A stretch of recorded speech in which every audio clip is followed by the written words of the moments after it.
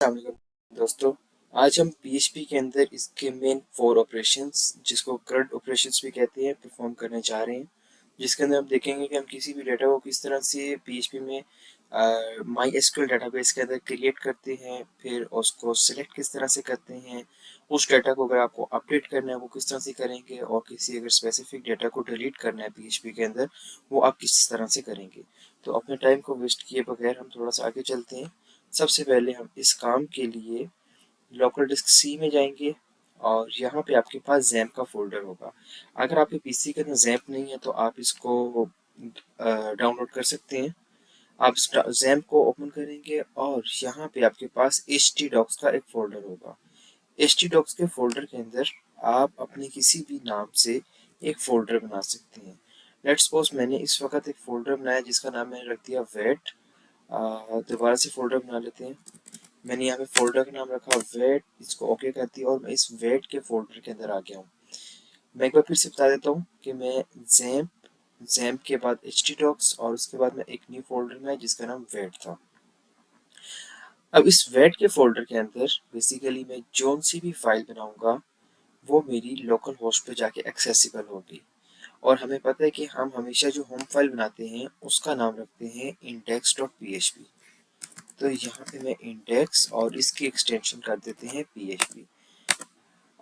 इस फाइल को हमेशा हम जब भी कॉल करेंगे तो लोकल होस्ट से कॉल करेंगे।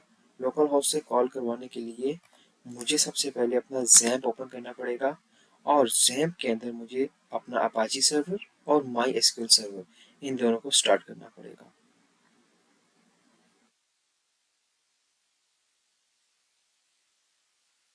नेक्स्ट स्टेप इज के हम अपना गूगल क्रोम ओपन करें।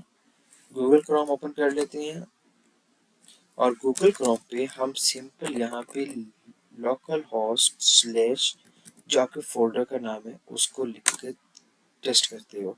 और इस वक्त आपके पास index.php के अंदर बिल्कुल एक खाली फाइल पड़ी हुई है जो आपको यहाँ पे नजर आ रही है। वापस चलते हैं, अपनी इस फाइल को ओपन करते हैं जो कि इस वक्त बिल्कुल हमारे पास खाली फाइल पड़ी हुई है। और ये हमारा लास्ट टास्क था जो हमने किया था रेगुलर एक्सप्रेशन का। खैर आगे चलते हैं। इसमें सबसे पहले आज हम करने जा रहे हैं PHP CRUD ऑपरेशंस और सबसे पहले हम करेंगे इसमें इंसर्शन ऑफ डेटा। तो यहाँ पे इसका टाइटल को मैं दे देता हूँ insertion of data in PHP using MySQL database. हम बॉडी में आ जाते हैं और बॉडी में हम एक फॉर्म बना लेते हैं। फॉर्म का बेसिकली पर्पस क्या होगा कि वो यूजर से इनपुट लेगा और हम उस इनपुट को डेटाबेस के अंदर स्टोर करवा लेंगे। इनपुट में सबसे पहले हम बना लेते हैं एक टेक्स्ट की और यहाँ पे इसको हम नाम दे देते हैं यूजर नेम का। और इसमें प्लेस होल्डर एक लिख लेते हैं, इसमें हम इसको कह देते हैं एंटर योर नेम।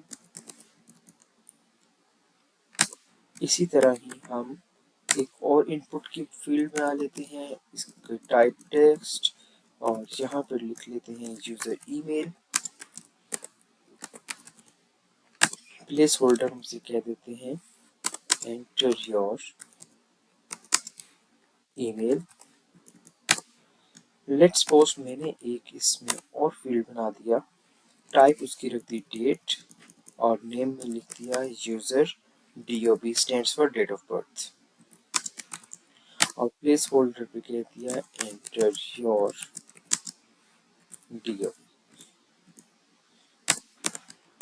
नेक्स्ट हम एक इनपुट टाइप का सबमिट बटन बनाते हैं कि जब भी यूजर इस बटन को क्लिक करे तो हमारा ये फॉर्म सबमिट हो जाए। और यहाँ पे हम इसको एक वैल्यू दे देते हैं कि एट माई रिकॉर्ड। फाइल को एक बार टेस्ट कराता चलूँ। अगर मैं रिफ्रेश करता हूँ आपके सामने यहाँ पे 3 फील्ड्स बनी नजर आ रही हैं। फर्स्ट पे आपके सामने लिखा हुआ है एंटर योर नेम, सेकंड में एंटर योर ईमेल और थर्ड में हमारे पास एक कैलेंडर आ गया। कैलेंडर में आप कोई भी डेट सेट करते हो आपके पास आ जाएगी।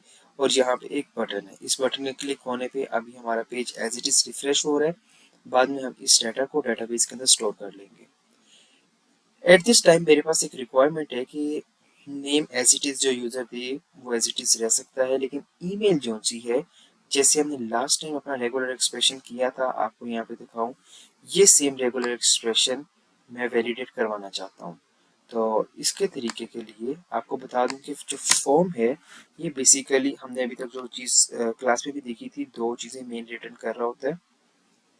एक होता है फॉर्म का एक्शन, कि इसने इस इंडेक्स डॉट पीएचपी से दूसरे कौन से पेज पे जाना है।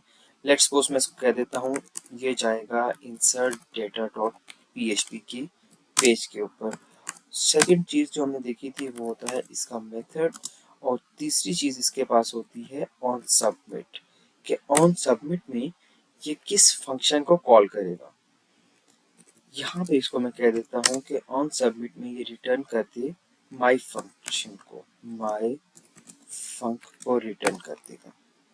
अब हम ऊपर आते हैं, एक जावास्क्रिप्ट का टैग बनाते हैं, और इसके अंदर जावास्क्रिप्ट की थोड़ी सी एक स्क्रिप्ट, जैसे हमने पिछली बार पिछले लेक्चर में थोड़ी सी डिफाइन की थी, यहाँ पे भी एज इट इज वही डिफाइन कर देते हैं। माई फंक लिखा। सबसे पहले हम ये चीज चेक कर लें कि जैसे ही हमारा यहाँ पे फॉर्म सबमिट होगा, इसने ऑटोमेटिकली कॉल कर देना है माई फंक को। माई फंक की वेरिएबल के अंदर आ जाएगा, जो कोड इसके अंदर लिखा होगा एग्जीक्यूट करने के बाद या ये रिटर्न ट्रू करेगा या फॉल्स करेगा। फॉल्स मीन्स कि ये नेक्स्ट पेज पे नहीं जाएगा, ट्रू मीन्स कि ये एक्शन और मेथड दोनों को फॉलो करते हुए नेक्स्ट पेज पे मूव ऑन हो जाएगा। इस वक्त हम यहाँ पे अभी सिंपल एक अलर्ट लिखते हैं, और अलर्ट में लिखते हैं function called, just to check कि हमारा फंक्शन जो है कॉल हो गया, और यहाँ पे इसको रिटर्न कर देते हैं फॉल्स, ताकि वो नेक्स्ट पेज के ऊपर ना जाए। अपने ब्राउजर में वापस जाते हैं, रिफ्रेश करते हैं और क्लिक करते हैं ऐड माय रिकॉर्ड पे, तो आपके सामने पे फंक्शन कॉल्ड आ गया। वापस जाते हैं अपने कोड की तरफ। अब यहाँ पे रेगुलर एक्सप्रेशन को वैलिडेट करने के लिए सबसे पहले मुझे इस इनपुट ईमेल की इनपुट फील्ड को एक्सेस करना है। इसको एक्सेस करने के लिए मैं एक स्पेसिफिक इसको आईडी दे देता हूँ, और आईडी यहाँ से कह देता हूँ यूजर ईमेल। ऊपर आते हैं, एक वेरिएबल लेते हैं ईमेल का, इसके अंदर हम ईमेल की जो वैल्यू यूजर एंटर कर रहा है उसको गेट कर लेते हैं। गेट करने का हमने मेथड देखा था गेट एलिमेंट बाय आईडी के साथ, और यहाँ पे जो इसका मेरे पास यूजर ईमेल आ रहा, इसको कॉपी करके हम पेस्ट कर लेते हैं, और मुझे इस ईमेल की बेसिकली वैल्यू चाहिए, तो मैं यहाँ पे इसके साथ इसको वैल्यू लिख लूंगा। सेकेंड चीज हमारे पास आती है regular expression. Regular expression basically हमारे पास पहले भी यहाँ पे पड़ा हुआ है, तो हम as it is regular expression भी, और ये जो सी कंडीशन है ये भी हम खुद से लगा सकते हैं। रेगुलर एक्सप्रेशन बेसिकली मैं यूसीपी की ईमेल के एड्रेस का एज इट इज ले रहा हूँ, जिसमें हमारे पास L1 F और उसके बाद कोई से भी 2 डिजिट्स 1221 कुछ भी आ सकता, और उसके बाद आपकी डिग्री का नाम BScs, और एंड पे 4 डिजिट्स 0012 एट ucp.edu.pk आएगा। नेक्स्ट थिंग इज हम यहाँ पे इसको कह देते हैं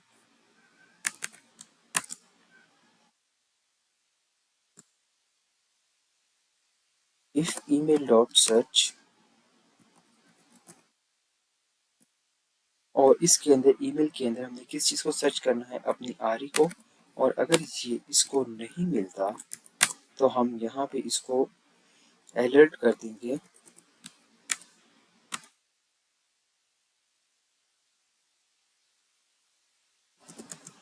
kindly enter दी।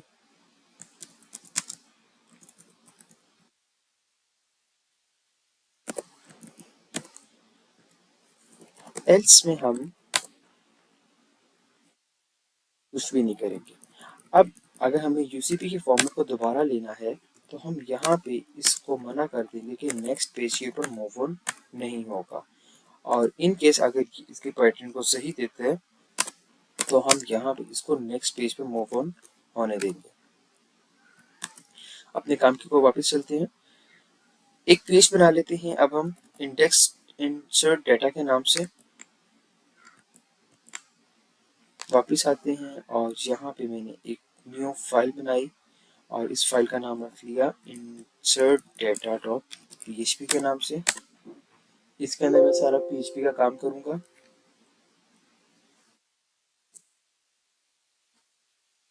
सबसे पहले हमारा क्या काम है कि हमने जैसे ही यहाँ से इस फॉर्म को सबमिट करना है, इसने मूव ऑन होकर नेक्स्ट पेज पे चले जाना है।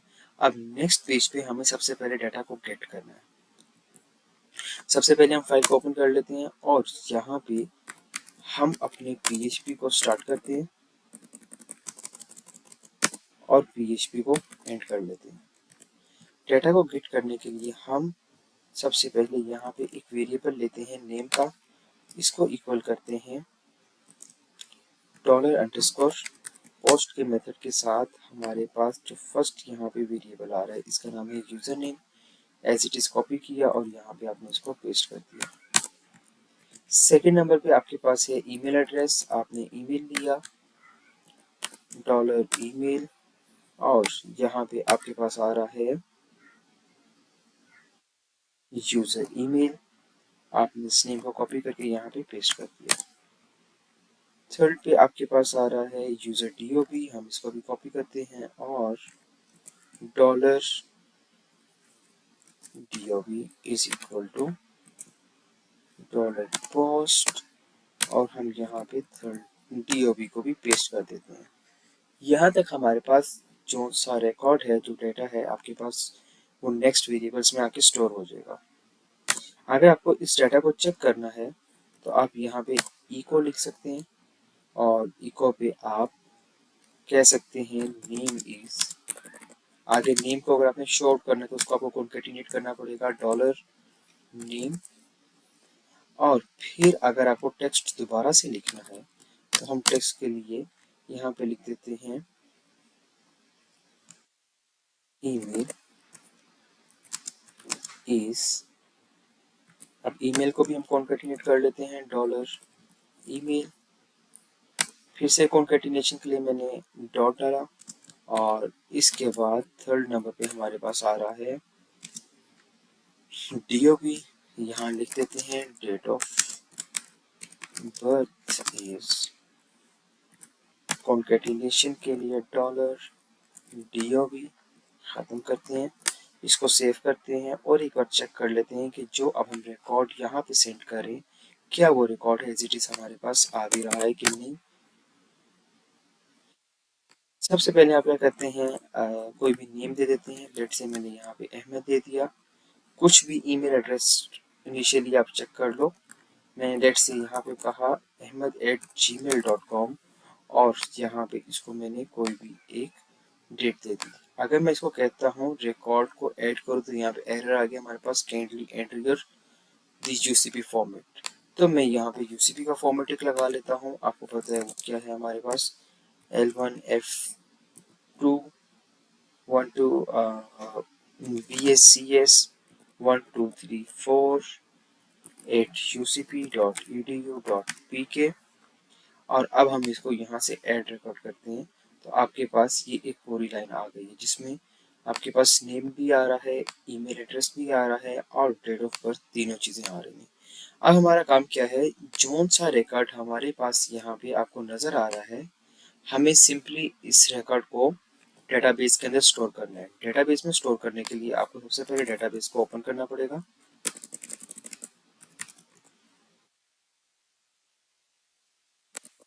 localhost/phpMyAdmin और यहाँ पे एक न्यू डेटाबेस बनानी पड़ेगी। मैं अभी डेटाबेस का नाम रख देता हूँ std record। std record basically एक टेबल का नाम होता है, लेकिन इस वक्त सिर्फ मैं एक इसको डेटाबेस का नाम दे रहा हूँ। आपके पास यहाँ पे std record आ गई। लेट से इसके अंदर मैं एक टेबल बनाता हूँ। टेबल का नाम मैं रख देता हूँ यूजर इन्फो और उसको मैं कहता हूँ कि मुझे टोटल 4 नंबर ऑफ कॉलम्स चाहिए। फर्स्ट कॉलम हमारे पास हमेशा आईडी का होता है। आईडी हमेशा हमारे पास हर रिकॉर्ड की यूनिक होती है, इसीलिए हम इसको यहाँ पे ऑटो इंक्रीमेंट पे टिक कर लेते हैं। सेकंड नंबर पे आपके पास था नेम, नेम की हमेशा टाइप होती है टेक्स्ट। थर्ड आपके पास था ईमेल एड्रेस, ईमेल एड्रेस भी आपके पास है टेक्स्ट टाइप का। और next is DOB, DOB stands for date of birth, और ये भी आपके पास टेक्स्ट टाइप का आ जाएगा। अब हम डेटाबेस को यहाँ से क्रिएट कर लेते हैं। आपके पास एक डेटाबेस आ गई जिसका नाम है एसटीडी रिकॉर्ड। अब हम अपने फाइल में वापस चलते हैं और इस इको वाली लाइन को कमेंट कर देते हैं। सबसे पहले हमारा काम क्या है कि हमने डेटाबेस के कनेक्शन को एस्टेब्लिश करना है। डेटाबेस के कनेक्शन को एस्टेब्लिश करने के लिए हम यहाँ पे एक वेरिएबल लेते हैं कौन का, जिसको मैं कहता हूँ कि न्यू माई एसक्यूएलआई का कनेक्शन एस्टेब्लिश करो। और इसको हम 4 पैरामीटर्स पास करेंगे।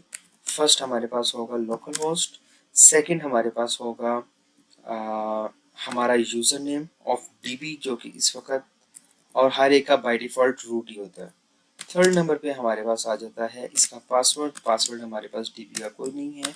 और फोर्थ नंबर पे आ जाता है हमारे डीबी का नेम। डीबी का नेम हमारे पास है एसटीडी रिकॉर्ड। इस नेम को हम यहाँ से एज इट इज कॉपी करते हैं, यहाँ पे लाके इसको पेस्ट कर देते हैं। नेक्स्ट थिंग इज कि आपको आपकी क्यूरी लिखनी है। क्यूरी लिखने के दो तरीके हैं। पहला तरीका है कि आप अपनी PHP माई एडमिन में जाएं, एसक्यूएल ओपन करें और यहाँ पे आपके पास नीचे सारी क्यूरीज ऑटोमेटिकली आ रही है। इनकेस आपको इंसर्ट की क्यूरी चाहिए, इंसर्ट की क्यूरी आपके सामने यहाँ पे आ गई है। सेकंड, हम यहाँ पे क्यूरी को खुद से भी लिख सकते हैं। सबसे पहले हम एक वेरिएबल लेते हैं और इस वेरिएबल के अंदर हम अपनी स्ट्रिंग को स्टोर करवा लेंगे। इस वक्त हमारे पास स्ट्रिंग क्या है, इंसर्ट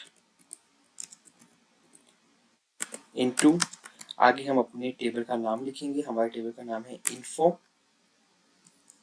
और इस इन्फो के अंदर हमारे पास बेसिकली 3 वैल्यूज जा रही। कौन कौन सी, आईडी, बेसिकली हमारे पास इन्फो नहीं था, यूजर इन्फो है टेबल का नाम, तो मैं यहाँ पे इसको यूजर इन्फो कर देता हूँ।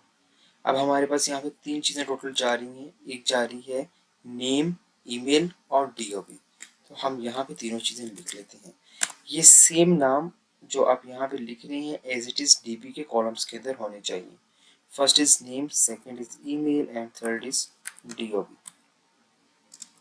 इसके बाद आप लिखते हैं वैल्यूज़, और इसकी जो वैल्यूज़ हैं एज इट इज़ आप इसको दे देते हैं। अब फर्स्ट वैल्यू आपकी बेसिकली टेक्स्ट टाइप की है। टेक्स्ट टाइप की वैल्यू के लिए आपको सबसे पहले सिंगल कॉलन डालने पड़ेंगे, और उसके बाद अपनी सबसे पहले इस अरे को या इस स्ट्रिंग को जो यहाँ से स्टार्ट हो रही है इसको यहाँ पे रोकना पड़ेगा, और इसके बाद इसको कॉन्केटिनेट करना पड़ेगा इस नेम के वेरिएबल के साथ। यहाँ पे मैंने लिख दिया नेम। अब इसके बाद दोबारा मुझे अपनी क्वेरी को कंटिन्यू करना था, इसीलिए दोबारा से मैंने डाला डॉट, और जोन से मैंने यहाँ से लेके जहाँ तक रोकी थी अपनी स्ट्रिंग, इस स्ट्रिंग को दोबारा से कंटिन्यू करने के लिए मैं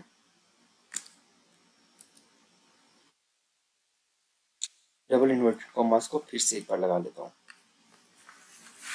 तो फर्स्ट में हमारे पास आ गया नेम, सेकेंड में बेसिकली हमारे पास आता है ईमेल। ईमेल के लिए हम फिर से पहले सिंगल इन्वर्टेड कॉमास लगाएंगे, फिर डबल इन्वर्टेड कॉमास लगाएंगे और फिर डबल डॉट, और इसके अंदर हम अपना सेकंड वेरिएबल जिसका नाम था डॉलर ईमेल इसको लिख लेंगे। और थर्ड नंबर पे हम सिंगल इन्वर्टेड कॉमास, फिर उसके बाद डबल इन्वर्टेड कॉमास और फिर डबल डॉट, और फिर इसके अंदर थर्ड नंबर पे हमारे पास आ जाता है डीओपी। तीनों चीज़ों को हम लिख लेते हैं। क्वेरी को हमेशा चलाने के लिए हम एक इफ़ की कंडीशन लगा लेते हैं, और हम यहाँ पे इससे पूछ लेते हैं कि इफ़ कनेक्शन के अंदर की प्रॉपर्टी है क्यूरी, और क्यूरी में हम पास कर देते हैं अभी जो हमने आपके सामने एक वेरिएबल लिया, वेरिएबल का नाम भी हमारे पास क्यूरी था, और अगर ये क्यूरी हमारी एग्जीक्यूट होती है तो यहाँ पे हम इको कर देते हैं यूजर को data inserted,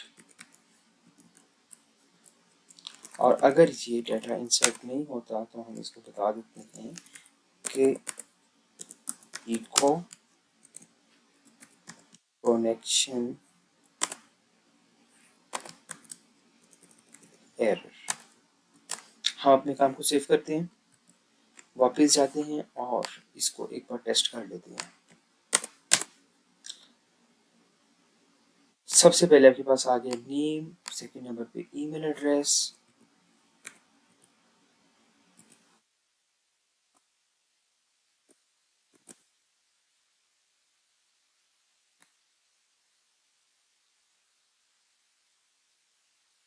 L1F22 VHCS 00118 ucp.edu.pk और थर्ड नंबर पे आपके पास आपका डेट ऑफ बर्थ कोई भी आप डाल सकते हैं और यहाँ पे आप इसे करते हैं ऐड रिकॉर्ड। यहाँ पे आपके सामने आ गया डेटा इंसर्टेड। हम एक बार डेटाबेस में जाके अभी आपके सामने जो बनाई थी यूज़र इन्फो, इस पर चेक कर लेते हैं। तो आपके पास ये फर्स्ट डाटा ऑफ यूज़र आ गया। नाउ अगर आपको कोई एक आधा रिकॉर्ड और डालना है आप अपनी मर्जी से डाल सकते हैं। लेट से मैंने यहाँ पे इसको लिख दिया अली और ईमेल एड्रेस में मैंने यहाँ पे इसको एक ईमेल एड्रेस भी दे दिया। कोई सी भी आप इसको DOP इसकी दे सकते हैं। डेट से DOP में इसको कह दिया 2012 में 6 जून को। आपका डेटा इंसर्ट हो गया और फिर से आप जाके अपने DB को रिफ्रेश करें तो आपके पास दो डेटास यहाँ पे मौजूद है।